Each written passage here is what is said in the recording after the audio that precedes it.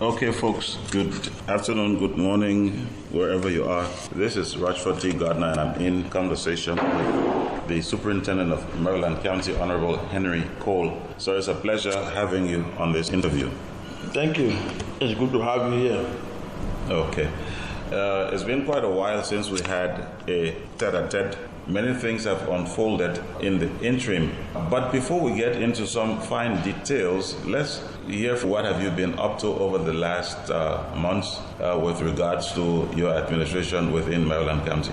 Thank you very much. I think we have been doing our best to make sure that this county is ably represented at the national level. We've gone to several workshops and treaties in Monrovia by the request of the Minister of Internal Affairs and some by other agencies like the EPA and the rest to see to it that the county is represented and that we put the county in the right trajectory. So yes, we've been in Monrovia and we've been having some meetings to improve the status of the county and put the administration in a better position to continue our projects around the county. Okay, and several representations you had to make in Monrovia and sometimes out of Liberia, which some people, including myself, have been concerned about. Some see it as you're not being in the county. You want to touch on that a bit? Yes, most people may not understand. Until the actual programs of the decentralization take place, we will continue to run to Monrovia. And I want the citizenry to understand that going to Monrovia for me is not a pleasure. Whenever I went to Monrovia, I've gone to do a piece of job on behalf of the county, and I have not gone to take holidays. And what they do not understand is that in order for your county to be effective, you have to be present in Monrovia most times, because during these workshops and treaties, we go there and then we have access to the ministry to make sure that we can push our points to keep us up and running as a county. And if you do not do that and continue to remain back here in Harper or somewhere, how do you work? How do you get stationaries? Those are some of the things for which we go to Monrovia to make sure that we knock at the doors of those heads, the assistant ministers, the deputy ministers, the minister proper, Ministry of Finance, and other places where we have to go to speed up our allotments and other things to provide stationaries and other stuff that we need to make the capital go forward. That's why we most times go to Monrovia. Otherwise, I will have no business going to Monrovia. Prior to having this job, I did not go to Monrovia for almost 7 years and I didn't miss anything. So I don't think I'm a Monrovia person, except that sometimes our people will not understand the nitty-gritties of the matter. So it's good that this time around they will hear it so that they will know that until the decentralization is effective and running, we will continue to go to Monrovia. We're going to come back to that decentralization process, but let's keep on with some other issues on the table which have actually been pressing, and most recently are allegations that you brought in the armed forces of Liberia to intimidate people. And yes, indeed, there's a small unit of the AFL. I don't know whether it's Coast Guard. I'm sure it's Coast Guard because I did a little background investigation. And there are allegations that they were sent to Big Town to intimidate and threaten the people of Big Town. What do you say about that, sir? Well, unfortunately, it's so disturbing that our people up to now will not understand that the superintendent does not have such a power to bring AFL or whoever from Monrovia into this county. What has happened is that for so long the place has been isolated, and the Ministry of Defense have seen it fit that the Marine Division, the Coast Guard, and other people be present here to safeguard our territorial water and our borders. So that's why they are here. It was not on the call of the superintendent. Neither did I have any time think about going to Big Town to send military there. Agreed that something happened, but what happened was that people, according to intelligence, people came from some areas. Some people gather at Big Town to disturb the city. And so we sent for the hurricane of Big Town, the chiefs and elders, and they told us quite frankly that yes, indeed, people have gathered there, but they were not upon the call. So, but then who are these people? They are in your town. I said, yes. One, Mr. Judy Howard, Mr. I recall Hinia Proud, and others brought suspender groups to continue to destabilize the county. And Mr. Gardner, you know that I'm in charge of this county. I think if there's anything that has to do with inquiries, our people should first approach me and find out if there's a need for us to discuss it, or if any burning issue, the superintendent should be in the know.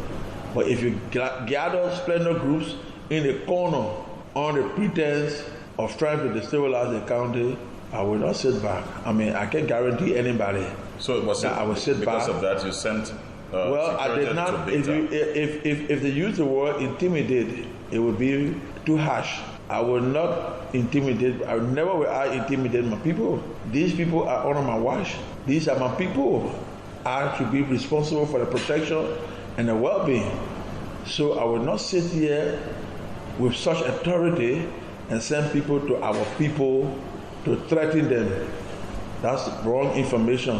But yes, I sent a joint security patrol to ascertain, and when the patrol was carried out, nobody went to that place with arms.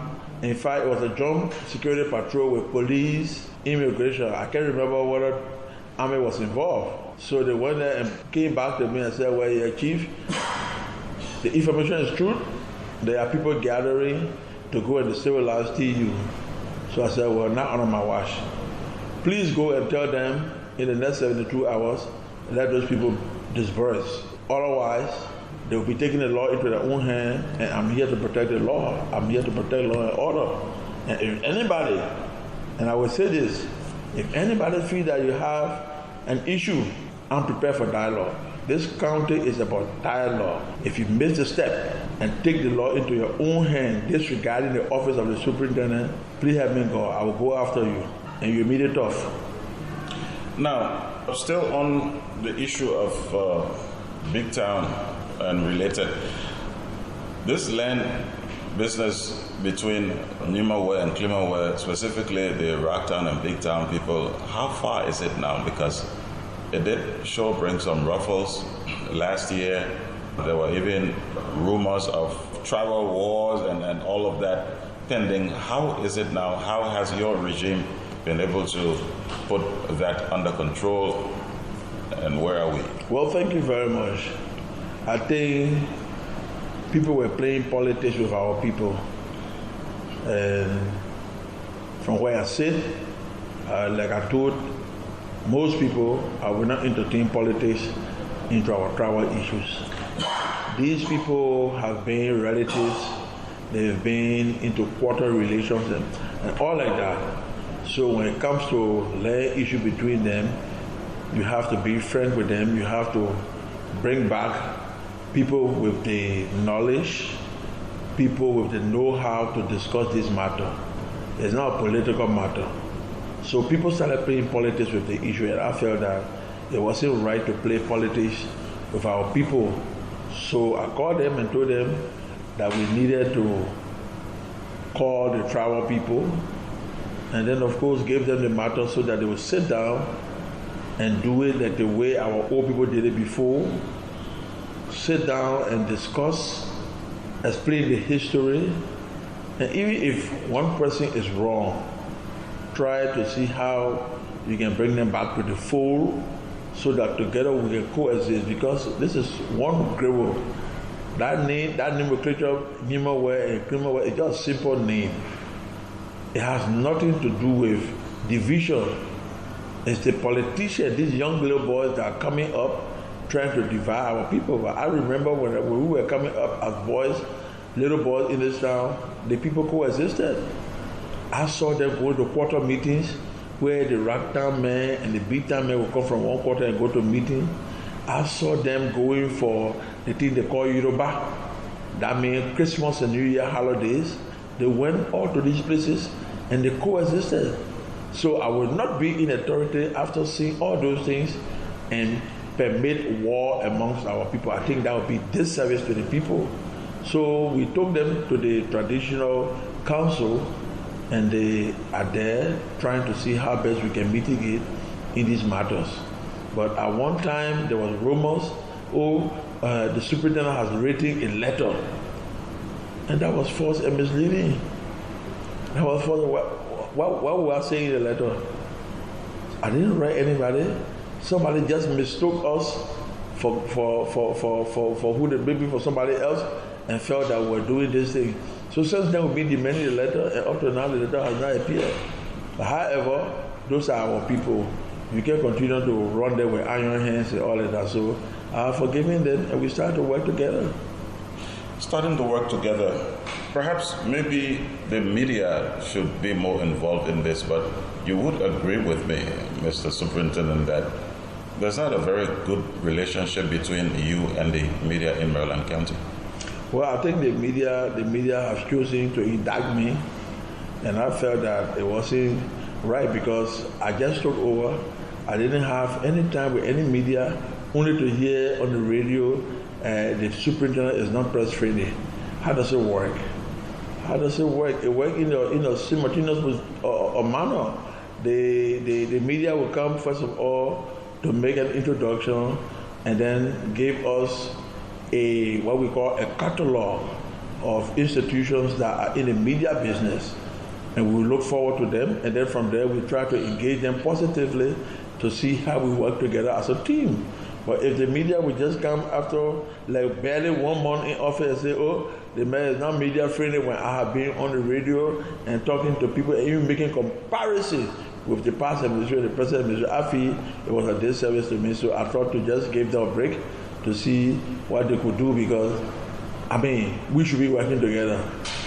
And mind you, I'm a newsmaker and you're a news reporter, so we need each other.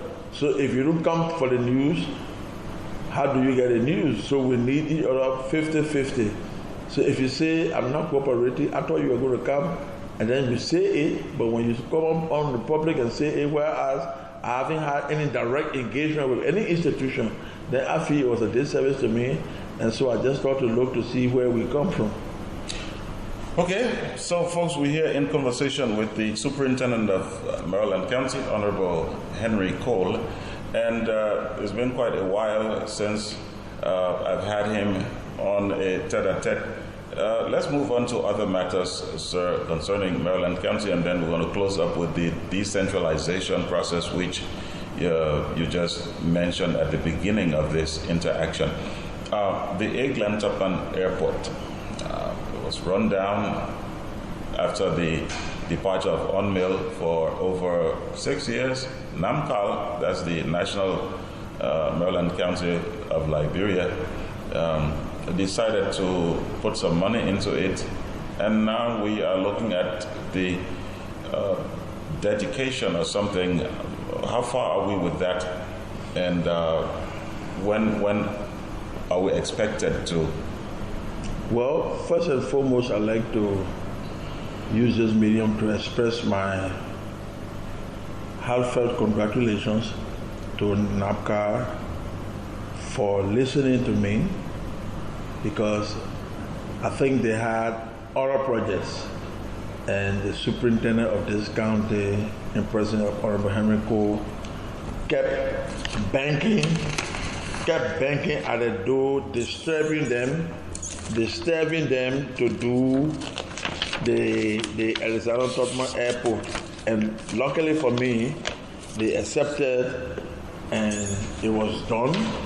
And I want to say thank you to them for believing in me, believing in the administration. And we will always be looking up to them for the best that they can do for the community. Coming to the dedication, I don't know why I want to stop the dedication. I think what has happened is that the institution wants a monument, and I think they are right. People who made a high-end donation, people who made a contribution, supposed to be known for what they've done so that our people can appreciate them even today and hereafter. But unfortunately, those materials cannot be found in the Maryland area because it has to do with a marble stone. Those things are not found here. And then it will also include what we call drafting, where they will inscribe the names of those persons on it and then they make it look decent. So I've been telling them that this cannot happen here because we don't have the technical know-how in the county to do those monuments. So if they could get the stuff from Monrovia, print the names, and it only come for us to put it on the billboard or on the cement platform, I think we are ready to do it. Besides that, we thought to at least, because there's a saying that if somebody is washing your back, you have to wash your stomach. And it's normal. Our people did so much. If you have seen the building, what we call an airport, you will have felt so bad. But then, after listening to me and taking some pictures of the building and informing them of what was happening, they came to our aid as a county, got an engineer, and of course today you see that beautiful structure being rehabilitated. So I want to say thank you, and we thought to share some information. We spoke to some other agency to assist us to bring some chairs so that the building, can look uniform, can look complete. So as we speak, those chairs were purchased in Monrovia, and we are finding some way to see how we can bring them down. As soon as we get those chairs in a place, plus the window curtains and things that we try to look for, then of course we can ask our brothers and sisters, to hold a program and dedicate a place. But to be frank with you, NAMCA has done exceptionally well, and I must commend them for that. And I look forward to a larger project and a longer relationship as long as we will continue to be here to stay at the state of affairs of our county. Now let's move over to the November 29 celebration, which would lead us into this big return of a big planned return of Marylanders from the diaspora. November 29 is very important, not just to Liberia, but to Marylanders, because people hold President Tubman in high esteem and regard. What are there plans for November 29 where perhaps there could be some special programs to mark the occasion? And the other question would be, is it going to be tied in to the return, because it's just at the end of November and then we have these people hoping to start coming in December? Well, thank you. I think this is the main program. The November 29 program will be tied into Maryland returning to the roots, because it will be like up to 2 weeks planned festivities, from tours to reports, because we'll be giving them a comprehensive report as to how we have been running this county, where we are, where we hope to be, some of our challenges, and some of our success stories. We'll be telling them, and then from there will be some responses from them with regards to what they've heard, what can we do together, and then some of them who haven't seen their county and their country for some time will be giving some field trips, going on the beach. Some of us will go to the interior to make sure that we show them what we have in terms of land for those of them who want to do business. Then we show them the city, how far we are with the city, and what are some of the plans we have for the city, and can we all get together to work to make the city second to none. And it will also be bringing about the new dispensation that the county wants to get involved with. We've long waited, to see our brothers and sisters in the diaspora coming back to give value to the empty lands, give value to the broken houses. So we'll be deriving a discussion where we all agree and put pen to paper as to what do we do for those of us who are in the Americas and have our homes here dilapidated and nobody wants to take care. What are the penalties? What are the issues? How can we do this to raise some funds for the county and then be able to clean these buildings and give the county a facelift? Because Maryland County, for the past 30 or more years, Maryland County used to be almost like a paradise. Today, we try to lose that glory to Nimba. I hate to say that, but I mean, that's a prevailing situation. So our brothers and sisters in the diaspora will be given the opportunity to give us the leadway as to how can we together make this place a place that used to be called the paradise of Liberia. So yes, it will tie in with the November 29 program as well as the December program. We blend the two of them, and then we have some festivities for our people to be with us. Our chiefs should be involved. Our elderly will be involved. The young people will be involved. In fact, it will have to be involved with the county meet. Maryland County is hosting the county meet this year. And so all those things will tie down and make it a big celebration. So we look forward to a very big celebration. I hope it doesn't overwhelm us because this will be, elaborate, I must say it. So we are looking forward to the day, and thank you for bringing it out. We are getting prepared. There will be committees. There will be people ready to work to make sure that the day becomes a day to always remember. Now, still on this issue of people returning, I've interacted with several Marylanders who express the issue of their not having the deeds. For example, if a Cole or a Weir has, his or her parents had a piece of land and because of the war, those documents were lost and there's no way to even trace them in the archives. Are you thinking on perhaps setting up a committee that would consist of people who know, for example, that, this area was a Weir land, this area was a Cole, this area was a Johnson, to attest that, yes, we know these people and this is where their properties were? Yeah, thank you. I think that should not be a problem. Maryland County is like a family, and you'll be surprised to know that people will be leading people to their parents' homes. Those people are here. We don't have to form a committee. The county administration will take that over. I don't think we disenfranchise anybody who has come to identify with their parents' land and stuff like that, and the deed were all missing.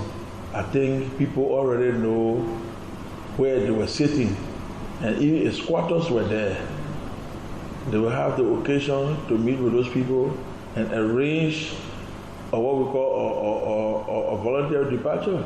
Yeah, but so the problem is that these quote-unquote squatters, some of them have even claimed those lands. They've built permanent structures on them, and let me just sound this caveat, and I say this to everybody: land acquisition has procedure, and I want everybody to know so that you can think the superintendent will be there to back you. In as much as we want our county to develop, but we have to follow the procedure. So if you went on anybody's land and thinking that because they were not here for 10 years, 15 years, 20 years, so you feel that land is abandoned, there are rules and regulations. Even the adverse possession has an interpretation, because it says that you must have invited the person to show cause. So don't think that there's no rules. So if you build on somebody's structure and they come, my friend, we'll make sure we give that person the structure, except where they will negotiate with you to have it sold to you. That's another case. But we'll make sure right go back to who really belongs to. Okay, and one question before we close up on the decentralization process, and this has to do with mass citizens meeting. You would agree with me that continuous engagements, and not just on radio but through these town hall meetings, will also help the citizens understand exactly what you are up to and sort of provide a transparent atmosphere.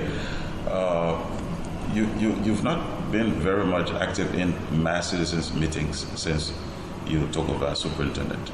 Well, you are right. But then again, there is a new dispensation. But I think our people need to be educated. And so they should drag me into several citizen meetings. Because before we used to have what we call county sitting. Today, it has been changed to the 9-man council. And the 9-man council comes from amongst the very people. It comes from the women groups, the youth groups, the elderly, the chiefs, the civil society, and you name it. And these are people and the disabled. So these are people who represent a bigger and larger group of our society. So they come together with the authority to come with message from the people.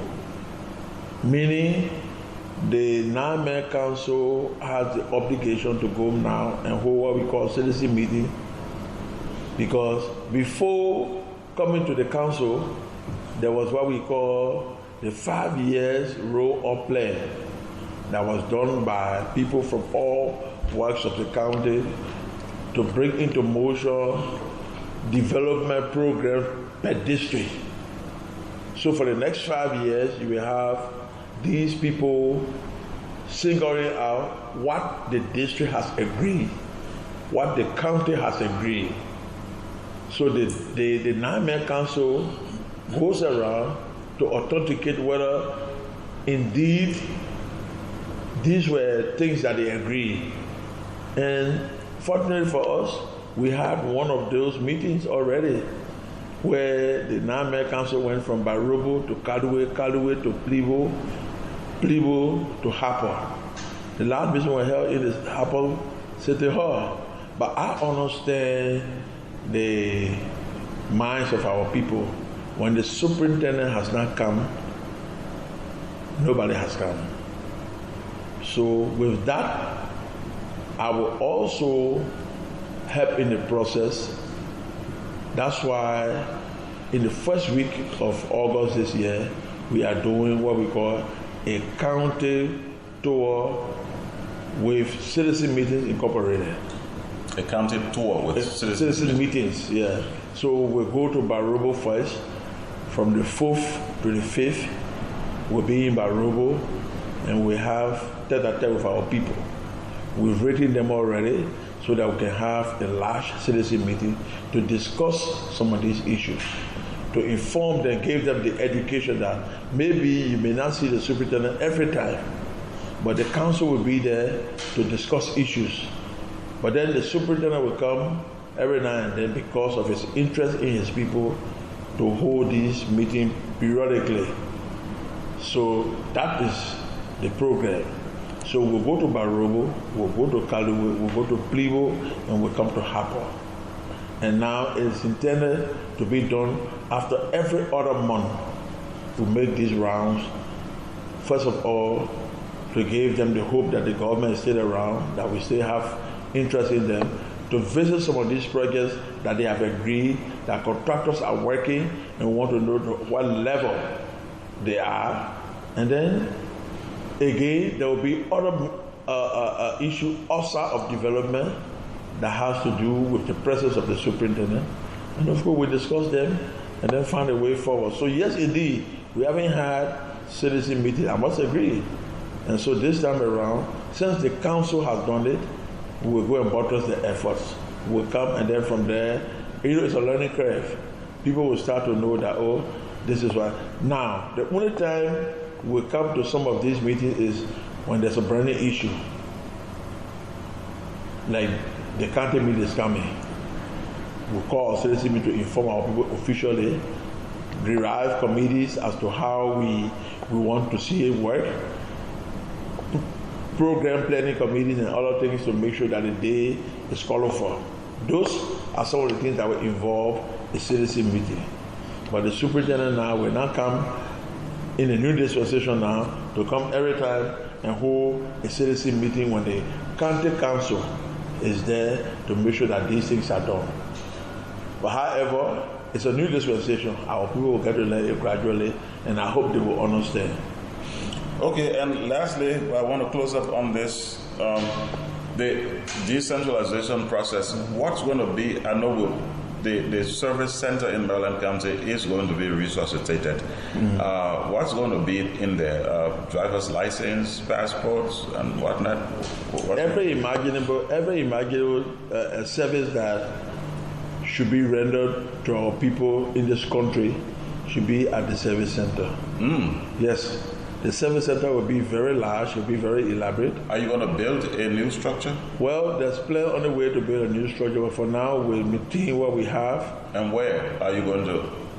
Is it going to be housed? We'll secure land, but for now, the service center is being hosted in the administration building. At the same. For your information, for our listening audience, we have a new coordinator in county who was trained, very professional, very articulate, and he will run the state of affairs of the service center until otherwise ordered. Oh, what's his name?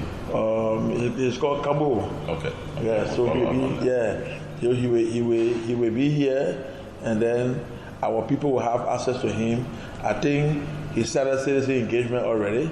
He started holding some meeting with how they call them, or actors of the center to make sure that they are reawakening. There are some more challenges up to present. Some of the equipments are not working.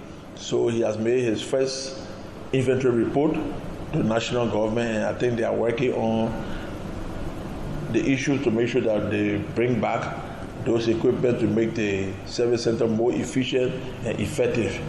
Okay. So this is what we're looking up to. Okay.